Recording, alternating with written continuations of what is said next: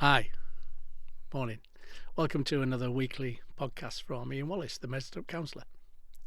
I'm looking to explore today our reaction to abuse and what we class as triggers, which is kind of behavioural reactions that might be subconscious, might be conscious, which can interact with us all the way through our lives. And that can be really scary, weird, and certainly in relationships, our partners, our closest people, will see those things happening sometimes and will not know what's happening because in the moment they're getting a reaction and they don't understand that reaction. And you, if you were in an abusive process growing up, you might not even realise you did that reaction. When we look at abuse in my world, the counselling world, abuse comes in many formats. It can be sexual, which is kind of the one that most people think of first. It can also be around physical abuse, being hurt, not necessarily in a sexual way, beatings and those kind of things, slaps. It can be emotional, denying somebody's emotional understanding, emotional connection, being cold with people. It can be a mental abuse, trying to give people understanding that what they're thinking is not right, or they don't understand what's right or wrong. So kind of people can mentally abuse people. So my world isn't your world and your world is wrong kind of thing. I'll explore that in a bit more detail. So when abuse occurs, generally speaking, then the abuse that happens at that moment when we're younger, when we're growing up, that trauma that we go through really depends on us as to whether it's a big influence or not a big influence. But if the trauma is repetitive, i.e. it happens time and time and time again in the same way, then that builds up a much bigger reaction in us. So then trauma doesn't necessarily have to be from people who want to hurt us or harm us. You could have a mental abuse process by somebody who really cares about you. So to give you an example of that, we growing up might have a parental figure. It doesn't have to be a parent. It could be a grandparent. It could be anyone who has parental influence on us, on our world. So if they're from a peer position of wanting to help, wanting to make sure we're okay, keep us safe, every time we are going to walk out the front door, then pretty much if they say to us, have you got the right shoes on? Have you got the right coat on? Do you know what weather's like? Are you wrapped up warm enough? Are you too warm? If they're constantly saying that to us because they care, then that in itself can have a long-term reaction. Now, for some people, that won't be a problem. For others, it does. Usually people who kind of take on board that they need to make the people happy, they need to make people okay, they need to save people. Those kind of dynamics in humans. They might take that message as, I can't guarantee what I think it's going to be outside that door is okay. So I have to turn to somebody else to give me that understanding. So as we get to be adults, then we don't necessarily think of these things. But it might inform us to think that actually I can't make choices or decisions for myself. I defer to other people. So I might not be able to be in a position of power, control, in the voice, so to speak. I would always kind of refer to other people to be the voice then I would follow, or I would check my voice out with other people before I do anything. So that isn't an abusive process from the beginning, but it can be making us believe that we can't trust our own instincts, our own knowledge. And that then can form a slight abusive process in the sense that we don't have a choice when we grow up. We're just reacting to that abuse. Now, we might never have thought about that. We have never have explored that at all. It might just be who we are. But everything comes from something. Nothing comes from nothing. So in that process, we react to stimuli. And the more the stimuli is built up, or the more traumatic the stimuli is as we're growing up, the more we will react. So that's a very slight process of something that might never ever cause us a problem, because we don't get into positions where we have the voice. We get into a position where we support other people having the voice. So that might be very good for us. But if we go through something that's emotionally traumatic in a different way, then we might react to that in a much stronger way. So say, for example, somebody, a parental figure, and it's usually parental figures or people close to us that we kind of like see as being the way the world works. If they don't connect to us emotionally, if they're not able to, if they detach from us emotionally, then we would crave emotion, we would crave bonding, we would crave a connection. Human beings mostly want a connection. And as we crave that, that might in some senses make it really hard for us to be balanced in our relationships. We might give more as we grow up because we're looking for that attention, we're looking for that emotional connection with somebody. Now, when we become parents, our natural process is to then evaluate our being parented. We can't really see that until we become parents, because there's no need to really. So once we become a parent, we then have something as a comparison to how we were parented. So if we were starved of that emotional connection when we're growing up, then that might make us very claustrophobic emotionally as a parent to our children. So we become very protective, we become very kind of restrictive. We want to give them all our love, all our attention. We want to be the most important person in their world and their life. Now that can alienate other people from being able to do that, other people around that child. And it can maybe kind of give the child an understanding of, this feels too claustrophobic, this feels too stifling emotionally. So everything we go through has a reaction. So if we go to a sexual abuse process as we're growing up, that sexual abuse process tends to give us an understanding of an environment, a way of being that is distorted.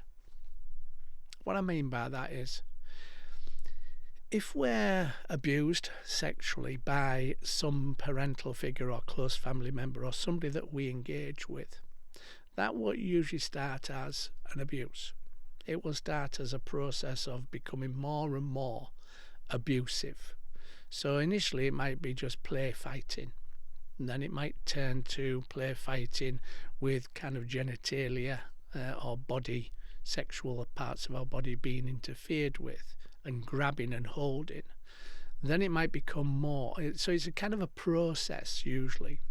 We don't normally find in childhood that we're just abused. There's this grooming process, as people call it. So when we're going through an abusive process, we will find at some point that it's not okay. At some point we'll question it. That might be a long time. That might not be at the time, definitely. But as we grow through that process, there'll be a point where it becomes wrong in some way, shape or form. Now, because it's been with somebody we know and somebody we connected to and somebody we have a close relationship for, initially we will see that as a bonding process, a love process, an engaging process with us. We're special. People spend more time with us than they do with us. They do different things with us than they do with other people. So it kind of distorts our understanding of what love is. We see that as being, at some point, as I've said, wrong. And then it's kind of like becomes more awkward for us. It becomes more, we feel that this is wrong, so we will say something or do something to say it's wrong. So we might say, no, we're not doing that, get off me. stop doing that. We might disengage from that person. We might keep away from them. As we're going through that process of saying no, of making boundaries, making restrictions, when we realise it's not what is okay, that person might then increase that manipulation, that control, that abuse. And they usually do that in a way that makes us feel that we're the problem. So they might make us feel guilty. Well, if you don't do this, I'll tell so-and-so that you're doing this. So they might use some kind of manipulation control process to do that. That then builds up in us a process that says, actually, I'm the problem. They're not the problem from what they do to me. I am the problem. So I need to keep that a secret. I need to keep it so I don't upset somebody else, maybe, or another parental figure. Or I don't want to rock the boat, because that will create disturbances for other people. Which is why I say people who generally care about how other people are, want to look after people, save people, usually are the people that abusers look for, turn to, in order to make this process work for them, not for us, obviously. So all that abuse, all that trauma that we're going through, our subconscious, generally speaking, remembers everything. Our conscious mind doesn't. So our conscious mind might block out a process of the abuse, the trauma. So that freezing thing that people talk about when abuse is occurring sometimes. And our kind of mind splits. And our physical body will obviously incur the abuse because we're probably not powerful enough or we don't have control over the situation in order to stop it. But our mind kind of wants to keep us safe. So it kind of splits. So the splitting is going into fantasy, going into imagination, going into those kind of areas. So we kind of become two people. And in my world, how I see it and how I've worked with clients over the last 20 years working with abuse, they will kind of connect to me and say these kind of things that, they have this different understanding of the world when we start working with abuse. Not usually at the beginning. We don't normally work with abuse to start with, to be fair. We normally work with low confidence, self-esteem, communication issues, relationship issues. And then at some point we'll go into what was an abusive process in their past. So as we're working with that process of splitting, so the physical body incurs what the physical body incurs, the mental process goes off into this other kind of world, this imagination, this fantasy. Everything that happens to us physically is remembered, even if we don't connect to it consciously. So subconsciously, as I've said, everything is in there subconsciously. So it builds up what we class as triggers in our adult life. So when we're going through a process of abuse, say for example, somebody was wearing a particular colour, a particular shirt, it was a particular time of day, there was a particular event going on.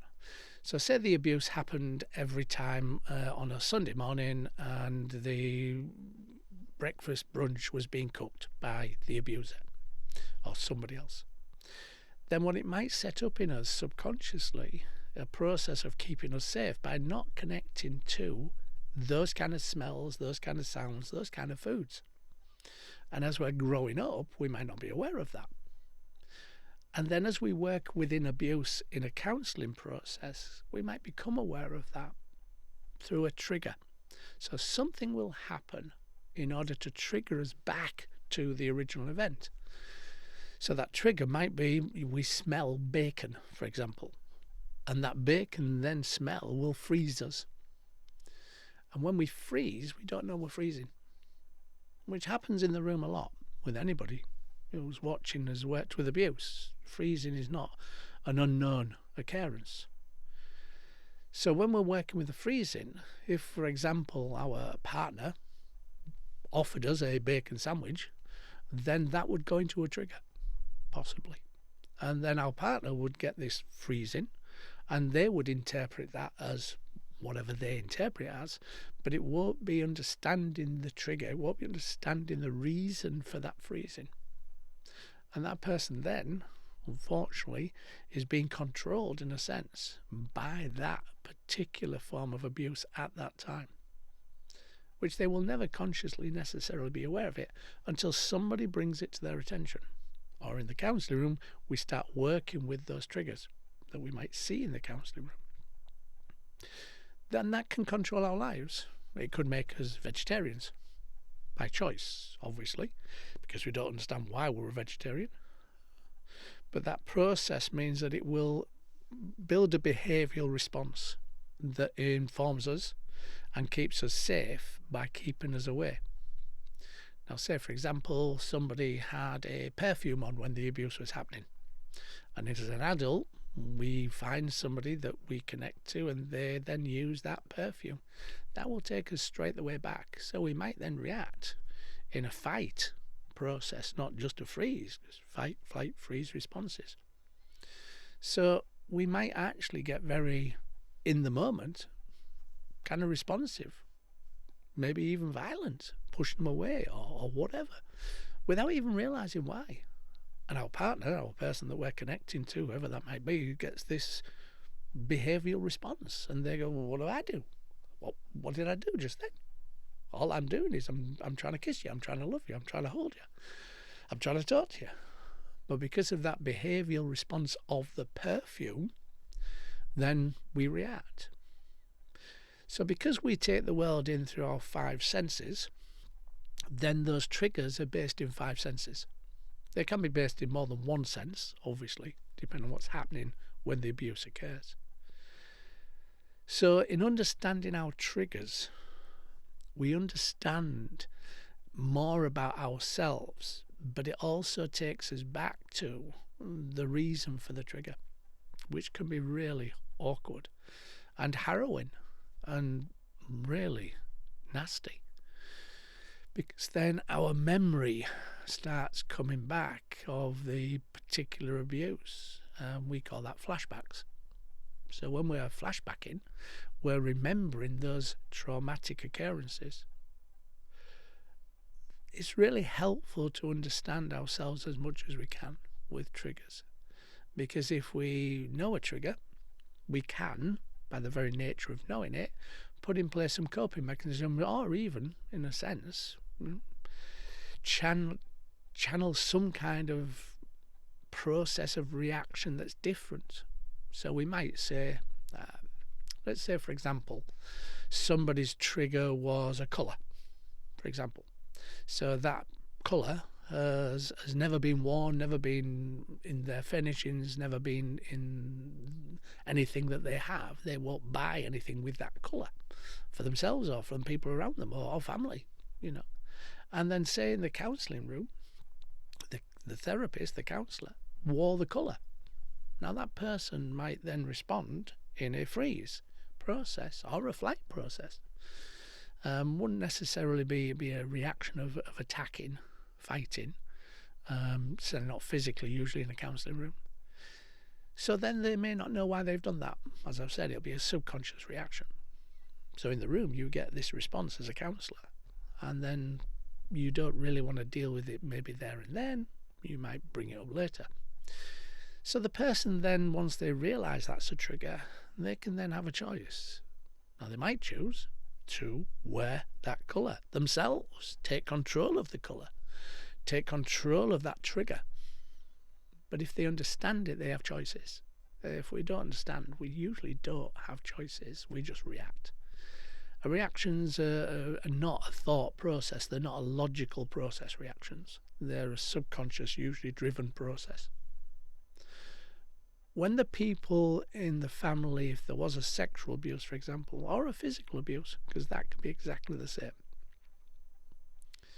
then as we grow up, those awareness of those abuse processes, which we may not be aware of, they then can cause massive ripples for us as the person who's been abused, and also the people around us.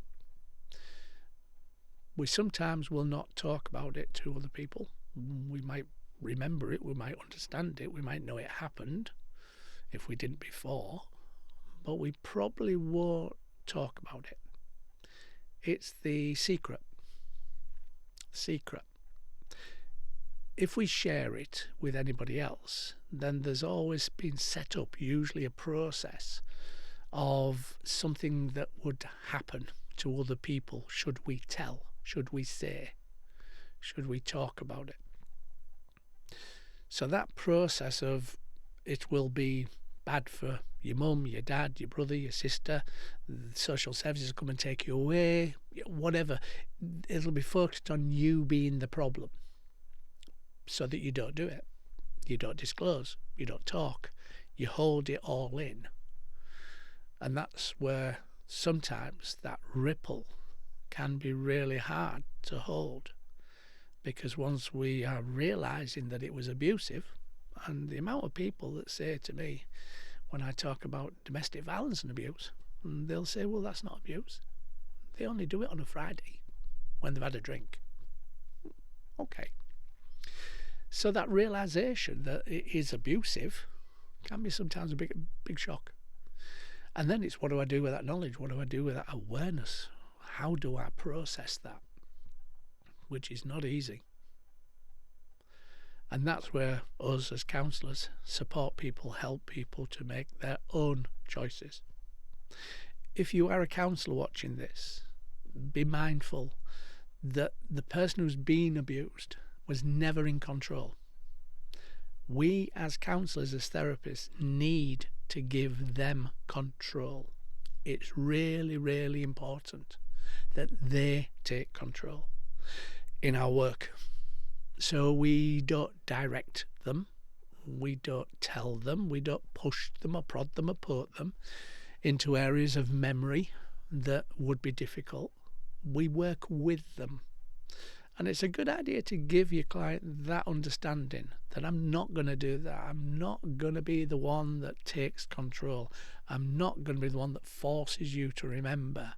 Because in forcing somebody to remember an abusive process, we actually become the abuser as a counsellor. So it's really important. Work with your client and client-led process, which is why abuse work is really usually short-term. It's rarely usually short-term. It's usually a long-term process to come to be aware, to work with it, work with the ramifications of it, how it's going to affect other people. But the client, the abused person, needs to be in control of where that goes. And even with disclosure, you need to put the client in control of that process, if indeed disclosure has to occur or should occur. So when the triggers occur, it'll be a subconscious reaction, as I've said. It'll be in the moment to the people that's around us. They will see it or they will react to it. And their reaction could be, again, abusive because of whatever they've seen. So it's really important that triggers are known, really important that we understand triggers. And even if we don't understand all the triggers, which we probably will never do, to be fair. We might do, but very rarely. People will come across new triggers, new ideas of behavioural process. But at least if we're aware of them, and the client's aware of them, and the client's closest partners are aware of them, if they can disclose those things, then that will help everybody understand what's going on, that this is not happening to me in the moment. This is happening because of something that wasn't me, that was something that was before me or not part of me. And I think that can be really helpful for couples, definitely, and families, to be fair. It's not an easy thing to work with as counsellors and as therapists, as anybody who does work with it will understand. It demands an awful lot of us, and sometimes that's harrowing. And for us as well, it can be traumatic. So if you're a counsellor and you're working with abuse, really, really important that you get support through supervision, because that trigger that your client's giving you, dependent on your world, your life, could actually trigger us. It can actually make us freeze in the movement or flight or want to run or want to stop talking. The more we can understand ourselves as counsellors and therapists, our journey of getting to where we are today, our interactive process, our growing, our development, the less we will be triggered by the client's world. Because if we've got something in our world that does that, less likely to ask questions that would be important to the client. We will hide from those questions subconsciously, not consciously. And we will probably not be the best person for our client. Too many times I've worked with people who have been through abuse, where they've tried therapy before, and the therapist, no disrespect to them, has been either triggered because of their response to something in their world, their life, that even maybe they're not aware of, or something else, and they've disconnected from that therapy process.